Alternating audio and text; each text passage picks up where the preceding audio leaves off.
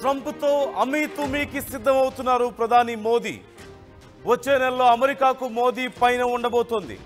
September 23న UN general assembly సదస్సు జరగబోతోంది. ఈ నేపథ్యంలో అమెరికాలో మోదీ పర్యటించే అవకాశం ఉంది. అమెరికా పర్యటనలో భాగంగా ట్రంప్తో కూడా భేటీ అయ్యే అవకాశం ఉంది. టారిఫ్లపై ట్రంప్తో చర్చించే ఛాన్స్ ఉందంటూ అంచనా వేస్తున్నారు. టారిఫ్లతో భారత్పై ట్రంప్ అక్కస్సు వెళ్ళగక్కుతున్న వేళ 50% టారిఫ్లు వేసిన నేపథ్యంలో ట్రంప్ టారిఫ్లకు సంబంధించి భారత్ ఆగ్రహం వ్యక్తం చేస్తుంది. ఈ నేపథ్యంలో మోదీ పర్యటనలో భాగంగా ట్రంప్తో భేటీ అయ్యే అవకాశం ఉంది అంటున్నారు. ఖచ్చితంగా ఇప్పటికైతే సమాచారం లేకపోయినప్పటికీ భేటీ అవుతారని, భేటీ అయ్యే అవకాశాలు అయితే క్లియర్గా కనిపిస్తున్నాయి. ఐక్యరాజ్య సమితి సమావేశం కోసం మోదీ న్యూయార్క్ వెళ్ళబోతున్నారు. అక్కడ ట్రంప్తో భేటీ అవుతారు అంటున్నారు. అయితే ఇప్పటికే 50% టారిఫ్లు వేస్తున్నారంటూ ట్రంప్ ప్రకటించిన విషయం మనం చూసాం. ఇప్పటికే 25% అమల్లోకి వచ్చిన విషయం కూడా చూస్తున్నాం.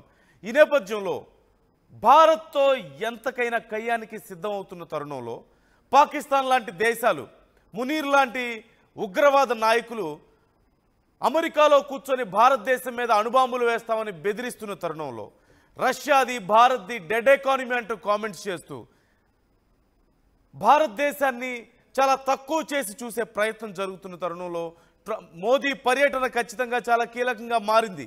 అక్కడికి వెళ్ళిన తర్వాత ట్రంప్తో ఖచ్చితంగా భేటీ అయ్యే అవకాశాలు కనిపిస్తున్నాయి. ఈలోపు ట్రంప్కి సైతం క్లారిటీ వస్తుంది ఖచ్చితంగా వచ్చే నెల లోపు అంటే జరుగుతున్నటువంటి పరిణామాలు. మరోవైపు రష్యా అధ్యక్షుడితో శుక్రవారం భేటీ అవ్వబోతున్నారు ట్రంప్. రష్యా అధ్యక్షుడితో మాట్లాడబోతున్నాను అంటున్నారు. చాలా గొప్ప దేశం, ఎదగడానికి బాగా అవకాశం ఉన్న దేశం పాడు చేసుకుంటున్నారు. రష్యా ఇప్పటికే బాగా పాడైపోయింది. భారత్ మీద టారిఫ్లు వేయడం వల్ల రష్యా నష్టపోయిందంటూ ట్రంప్ మాట్లాడుతున్నటువంటి మాటలు మనం చూస్తున్నాం. భారత్ మీద నిజంగా 50% పన్నులు వేయడం వల్ల రష్యాకు వచ్చిన నష్టం ఏంటి? ఏ విధంగా రష్యా నష్టపోయింది? నిజంగా ఇక్కడ నష్టపోయింది అమెరికా. అమెరికాలో ఉన్నటువంటి భారతీయులు నష్టపోయారు, లేదంటే అమెరికా నష్టపోయింది. అంతకుమించి ఏమి నష్టం జరిగింది? భారతదేశంతో బిజినెస్ లేకపోతే అమెరికా కదా నష్టపోయేది. అతి తక్కువ టారిఫ్లతో ఏ ఇబ్బంది లేకుండా మనతో ఇన్నేళ్ల పాటు బిజినెస్ చేసుకుంటున్నారు కదా. అందుకే కదా ఇప్పుడు వాళ్ళ వ్యవసాయ ఉత్పత్తులు మన మీద రుద్దడానికి ప్రయత్నాలు చేస్తున్నారు. వీటితో పాటు అనేక పిచ్చి పనులు. అక్కడ చదివి గ్రాడ్యుయేట్ అయిన తర్వాత అక్కడ ఉన్న వాళ్ళకి గ్రీన్ కార్డ్ అవకాశం లేదు. గ్రాడ్యుయేట్ అయ్యారా మీ ప్రాంతాలకు వెళ్ళిపోండి అంటూ ట్రంప్ చెప్పాడు. అలాగే H1B వీసాలకు సంబంధించి పూర్తిగా నిలిపివేసిన విషయం మనం చూసాం అప్లికేషన్స్ని. ఎందుకు అంటే ఇంకా బాగా మేము మీ గురించి అన్నీ చెక్ చేయాల్సిన అవసరం ఉంటుంది, వెట్టింగ్ చేయాలి అని చెప్పి మాట్లాడుతున్నారు. సోషల్ మీడియా వెట్టింగ్ అంటే మీ సోషల్ మీడియా అకౌంట్స్ని పబ్లిక్లో పెట్టాలి, ఎప్పటికప్పుడు అన్నీ చెక్ చేస్తారు, మీ హిస్టరీ చెక్ చేస్తారు, మీరు చేసిన పోస్టులు చెక్ చేస్తారు. అంతా బాగుంటేనే మిమ్మల్ని లోపలికి అలౌ చేస్తాం. ఎందుకు పాలస్తీనా విషయంలో భయపడుతున్నారు? అసలు ఎందుకు అవసరమే ఉంది అమెరికాకి అనే ప్రశ్న ఇక్కడ ఉత్పన్నమవుతుంది. ఇలా 1, 2 కాదు, వేలు పెట్టిన ప్రతి చోట కంపు కొడుతోంది, కాలు పెట్టిన ప్రతి చోట విధ్వంసమే జరుగుతోంది. ట్రంప్ ఎక్కడ అడుగు పెడితే అక్కడ విధ్వంసం, ఎక్కడ వేలు పెడితే అక్కడ చివరికి కంపు చేస్తున్నటువంటి పరిస్థితి మనం చూస్తున్నాం. మునీర్ లాంటి ఒక ఉగ్రవాద దేశ సైనిక అధ్యక్షుడు అమెరికాలో కూర్చొని సగం ప్రపంచాన్ని నేను నాశనం చేస్తానని మాట్లాడుతున్నాడు. భారతదేశం మీద అణుబాంబులు వేస్తానని మాట్లాడుతున్నాడు. భారతదేశం సింధు జలాల మీద ప్రాజెక్టులు కడితే వాటిని క్షిపణులతో పేల్చేస్తామని చెప్పి మాట్లాడుతున్నాడు. కానీ ఒక్క విషయం మాత్రం కరెక్ట్గా చెప్పాడు. భారతదేశం చాలా కాస్ట్లీ కారు, హైవే మీద చాలా వేగంగా ప్రయాణిస్తున్న కాస్ట్లీ కారు. పాకిస్తాన్ మాత్రం చెత్త ఎత్తుకుంటున్నటువంటి ఒక పాడుపడిపోయిన ట్రక్, చెత్త ఎత్తుకునే ట్రక్ అని చెప్పి మాట్లాడాడు. నిజమే, ఆ ఒక్క విషయం మాత్రం కరెక్ట్గా చెప్పాడు. కానీ ఈ రెండు గుద్దుకుంటే ఎవరికి నష్టమో మీరే ఆలోచించండి అని మాట్లాడుతున్నాడు. మొన్న గుద్దుకున్నాయి కదా, ఎవరికి నష్టం జరిగింది? మొన్నే కదా గుద్దుకున్నాయి, ఒకసారి చిన్న ట్రయల్ జరిగింది కదా. గుద్దుకుంటే ఏమవుతుందో, ఏ నష్టం జరిగింది? చివరికి అటు అమెరికాకి ఇటు భారత్కి కాళ్ళ వేళ్లబడి యుద్ధాన్ని ఆపుకోవాల్సిన పరిస్థితి. అందులోనూ అమెరికా గడ్డ మీద కూర్చొని భారతదేశాన్నే కాదు సగం ప్రపంచాన్ని నాశనం చేస్తానని మాట్లాడుతున్నాడు. అలాంటి వాళ్ళని అమెరికా ఏమనదా? మీ భూభాగం మీద కూర్చొని ప్రపంచ దేశాలనే బెదిరిస్తున్నారంటే మీ ధైర్యం కాదా? మీరు ఇచ్చిన ధైర్యం కాదా? మీరు తమ వెనకున్నారన్నటువంటి నమ్మకం కాదా? అసలు ఏం పని ఒక ఉగ్రవాదికి అమెరికాలో? ఉగ్రవాదులను ప్రోత్సహించే వాళ్ళకి, ఉగ్రవాదులకు ట్రైనింగ్ ఇచ్చే వాళ్ళకి అణుబాంబులు ఉన్నాయి మా దగ్గర, సగం ప్రపంచాన్ని నాశనం చేస్తామనే కామెంట్ ఒక ఉగ్రవాది తప్ప ఎవరు చేయగలుగుతాడు? ఉగ్రవాదులు చేస్తున్న పని అదే కదా. ఇలాంటి విషయంలో ఎందుకని అమెరికా చూసి చూడనట్లు వ్యవహరిస్తుందా? కాదు, చూసి కనపడనట్లు గుడ్డిగా వ్యవహరిస్తుంది. నిజంగా ఇప్పుడు ప్రపంచాన్ని బెదిరిస్తున్నవాడు, భారతదేశాన్ని బెదిరిస్తున్నవాడు, ఇన్ని దేశాలను బెదిరించేవాడు రేపన్న రోజున నిజంగా శక్తి వస్తే అమెరికాని బెదిరించడా? గతంలో లాడెన్ విషయంలో ఏం జరిగింది? బిన్ లాడెన్ని ఎవరు ప్రోత్సహించారు? చివరికి ఎవరు నష్టపోయారు? అమెరికా బుద్ధి ఇటు పాకిస్తాన్ బుద్ధి తెలియదా? ముఖ్యంగా భారత్ని నాశనం చేస్తాం, అణుబాంబులు వేస్తాం, క్షిపణులు వేస్తాం అని చెప్పి మాట్లాడుతున్నాడు. ఏం జరుగుతుందో తెలుసు. కొంతమంది భారతీయుల్ని మట్టుబెట్టినందుకు, మన భారతీయుల ప్రాణాలు తీసినందుకే ఎంతమంది ఉగ్రవాదులు నాశనం అయ్యారో, ఎన్ని వాళ్ళ ఆర్మీ పోస్టులు నాశనం అయ్యాయో, ఎంతమంది సైన్యం నాశనం అయిందో, ఎన్ని వాళ్ళ ఫైటర్ జెట్స్ పోయాయో, ఎన్ని బేస్ పోయాయో మనకు తెలీదా? వాళ్ళకి తెలీదా? కేవలం అమెరికా తమ వెనకుందన్నటువంటి ఒక గుడ్డి నమ్మకంతో. ఖచ్చితంగా ఈ మాట అనడానికి కొంచెం కటువుగా ఉన్నా సరే వాపును చూసి బలుపు అనుకుంటున్నాడు. ఇష్టం వచ్చినట్టు మాట్లాడుతున్నాడు మునీర్. మరోవైపు అమెరికా అధ్యక్షుడు సైతం ఇప్పుడు రష్యాతో చర్చలకు సిద్ధమవుతున్నాడు. ట్రంప్ రష్యా అధ్యక్షుడు పుతిన్తో ఏం మాట్లాడబోతున్నాడు, ఏం సాధించాడని చెప్పి ఇప్పుడు చర్చలకు సిద్ధమవుతున్నాడు. గతంలో 50 రోజులు టైం ఇస్తున్నా ఈలోపు గనక దాడులు ఆపకపోతే నేనేం చేస్తానో నాకే తెలియదని మాట్లాడలేదా? ఏం జరిగింది ఉక్రెయిన్ విషయంలో? దాడులు ఆపకపోతే ఏం చేశాడు ట్రంప్? తర్వాత 50 రోజులు కూడా కాదు, ఇంకా సమయం తగ్గిస్తానని మాట్లాడాడు కదా. తర్వాత ఏం జరిగింది? భారతదేశం మీద సుంకాలు వేశారు కదా, రష్యా నష్టపోయింది అంటున్నారు. ఏం నష్టపోయింది? ఇంకా ఎక్కువ బలపడుతుంది భారత్ రష్యా బంధం. భారత్కి ఇంకా తక్కువకి ఫ్యూయల్ ఇవ్వడానికి రష్యా రెడీ అవుతుంది, గ్యాస్ ఇవ్వడానికి రష్యా రెడీ అవుతుంది. ఏం జరిగింది నష్టం? ఏమీ జరగదు. చిన్న చిన్న ఇరాన్ లాంటి దేశాలనే ఏమీ చేయలేక చివరికి వాళ్లతో కూడా చర్చలకు సిద్ధమవుతున్నటువంటి పరిస్థితులు. బ్రెజిల్ లాంటి దేశాలు నువ్వేం చేసుకుంటావో చేసుకో అని బెదిరిస్తే ఏమీ చేయలేక చేష్టలు ఉడిగి చూస్తున్నటువంటి పరిస్థితులు కనిపించట్లేదా? ఓ పక్క హౌతీలు ఇష్టం వచ్చినట్లుగా వాళ్ళ జలాల్లోకి మా ప్రదేశంలోకి వస్తే మేము పేల్చేస్తాం, మీ యుద్ధ విమానాలు పేల్చేస్తాం, మీ యుద్ధ నౌకలను పేల్చేస్తామంటే ఏం చేయగలుగుతున్నారు? పాలస్తీనాకు సంబంధించి అంత పెద్ద అమెరికాలో సైతం అంత పెద్ద గందరగోళం జరుగుతుంటే చివరికి సోషల్ మీడియా వెట్టింగుల పేరుతో H1B వీసాలను అప్లై చేసే వాళ్ళ మీద ఏదో తమ ప్రతాపాన్ని చూపించడం తప్ప నిజంగా ఏం చేయగలుగుతున్నారు? చివరికి ఏం చేయగలిగారు? చేయగలిగింది ఏమీ లేదు, డిస్ట్రక్షన్ తప్ప. చేయగలిగింది ఏమీ లేదు, అనవసరమైన యుద్ధాల్లో వేళ్లు పెట్టడం తప్ప. ఇప్పుడు రష్యాతో చివరికి చర్చలకు సిద్ధమవుతున్నారు.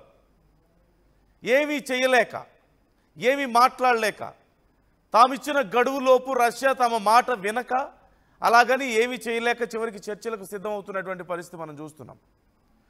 రేపో మాపో భారత్ విషయంలో కూడా అదే జరుగుతుంది ఖచ్చితంగా. చివరికి భారత్తో బేరానికి రావడం తప్ప చేయగలిగింది ఏమీ లేదు. భారతీయుల మీద ఈ కక్ష సాధింపు చర్యలు ఎక్కువ రోజులు జరిగే పరిస్థితి లేదు. ఇప్పటికే ఉన్నటువంటి సర్వీసులు, భారత్ విమాన సర్వీసుల విషయంలో తీసుకున్నటువంటి నిర్ణయాలు మనం చూస్తున్నాం. అండ్ ఖచ్చితంగా ఒక్క మాట చెప్పాలి, ఒక సైంటిస్ట్ మాట్లాడుతూ, మిచియో కాకు అనే ఒక సైంటిస్ట్, ప్రపంచంలోనే ఒక గొప్ప సైంటిస్ట్. ఆయన అమెరికాలో ఆయన ఒక సైంటిస్టే కాదు, గొప్ప వ్యాపారవేత్త కూడా, సైన్స్ పరంగా ఇన్వెస్ట్మెంట్స్ భారీగా పెట్టే వ్యక్తి.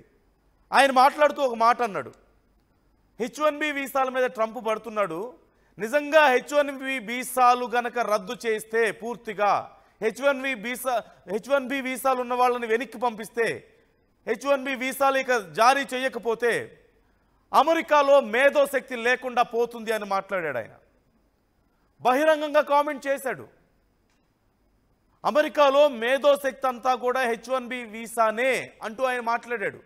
H1B వీసాలు లేకపోతే అమెరికాలో మేధోశక్తి లేదు. H1B వీసాలు అంటే ఏంటి? మీకు అద్భుతమైన స్కిల్స్ ఉన్నాయా, మా దగ్గరికి రండి. మీకు అద్భుతమైన తెలివితేటలు ఉన్నాయా, మా దగ్గరికి రండి.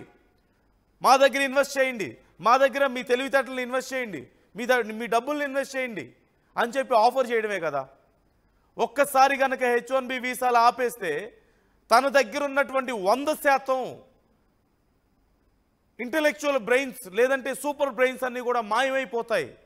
చైనాకి వెళ్ళిపోతారు, భారతదేశానికి వెళ్ళిపోతారు, అమెరికాకి ఇప్పటికే రావడం లేదు అంటూ ఆయన మాట్లాడాడు. అదే జరుగుతుంది. అమెరికా ఖాళీ అవుతుంది ఖచ్చితంగా అన్ని రకాలుగా. అమెరికాలో ఉన్నటువంటి మేధావులు, అమెరికాలో బిజినెస్ చేస్తున్న వాళ్ళు కానీ, అమెరికాలో పెద్ద పెద్ద ట్యాక్సులు పే చేస్తున్న వాళ్ళందరూ అమెరికన్స్ కాదు అన్న విషయాన్ని ఎందుకు రియలైజ్ అవ్వలేకపోతున్నారు ట్రంప్? భారతీయులు ఎక్కువ మంది ఉన్నారు, ఇతర దేశాల నుంచి వచ్చిన వాళ్ళు ఎక్కువ మంది ఉన్నారు. వాళ్ళందరి మీద మీ ప్రతాపం చూపించడం వల్ల చివరికి జరిగేది ఏముంది? How can you make America great again? మీ దేశంలో ఉన్నటువంటి తెలివైన వాళ్ళందరినీ మీరు బయటకు పంపించి, మీ దేశంలోకి వస్తున్న తెలివైన వాళ్ళని ఆపేసి, మీ దేశంతో ఉన్న గొప్ప స్నేహితుల్ని మీరు పోగొట్టుకొని, మీ దేశంతో ఉన్నటువంటి వ్యాపార భాగస్వాములను మీరు పోగొట్టుకొని, ఉగ్రవాదులకి మీరు సపోర్ట్ ఇచ్చి, ఉగ్రవాదులకి మీరు గన్సు, బాంబ్సు లేదంటే లోన్స్ ఇచ్చి మీరు ఎలా అమెరికాని గ్రేట్గా చేయాలనుకుంటున్నారు అనేది ఎవరికి అర్థం కావడం లేదు. How can you make America great again? నిజంగా ఒకవేళ అమెరికా H1B వీసాలను కనుక పూర్తిగా వెనక్కి తీసుకున్నా లేదంటే పూర్తిగా ఆపేసినా it's a big loss to America. ఖచ్చితంగా మిచియో కాకు చెప్పినట్లుగా అమెరికాకే పెద్ద నష్టం. మిచియో కాకు డైరెక్ట్గా చెప్పగలుగుతున్నారు, ఒక పబ్లిక్ స్టేట్మెంట్ ఆయన ఇవ్వగలుగుతున్నారు. 100% నా దగ్గర ఉన్నటువంటి సూపర్ బ్రెయిన్స్ అన్నీ మాయమైపోతాయి అని చెప్పి మాట్లాడుతున్నారు. అంటే అమెరికాలో అంత గొప్ప బ్రెయిన్స్ లేవని ఆయన ఒప్పుకుంటున్నట్లా? ఉంటే నిజంగా ఇలాంటి పనులు చేస్తారా? భారతదేశం యొక్క సపోర్ట్ తెలియందా అమెరికాకి? అమెరికా డెవలప్మెంట్ విషయంలో ఎప్పటి నుంచో ఎన్నో దశాబ్దాలుగా సూపర్ బ్రెయిన్స్ అన్నీ కూడా అమెరికాకు తరలిపోవడం, అక్కడే పెట్టుబడులు పెట్టడం, అక్కడే ఇన్వెస్ట్ చేయడం, అక్కడే అన్ని రకాలుగా వాళ్ళ డెవలప్మెంట్లో భాగస్వామ్యమైనటువంటి భారతదేశాన్ని చివరికి ఇలా ఇబ్బంది పెట్టి సాధించేది ఏముంది? ఇప్పుడు రేపు అమెరికాకి మోదీ వెళ్తున్న నేపథ్యంలో అక్కడ ఏం చర్చ జరగబోతోంది అనేదే చాలా కీలకంగా మారింది. ఖచ్చితంగా ట్రంప్ని కలిసే అవకాశం ఉన్నట్లుగా తెలుస్తోంది. కానీ ఇప్పుడున్న పరిస్థితుల్లో అసలు ట్రంప్ని కలుస్తారా లేదా అనేది పెద్ద ప్రశ్న. ఖచ్చితంగా ట్రంప్తో భేటీ అవ్వబోతున్నారనేటువంటి కన్ఫర్మేషన్ ఇంకా రాలేదు. కలిసే అవకాశం ఉందని మాత్రమే వస్తుంది.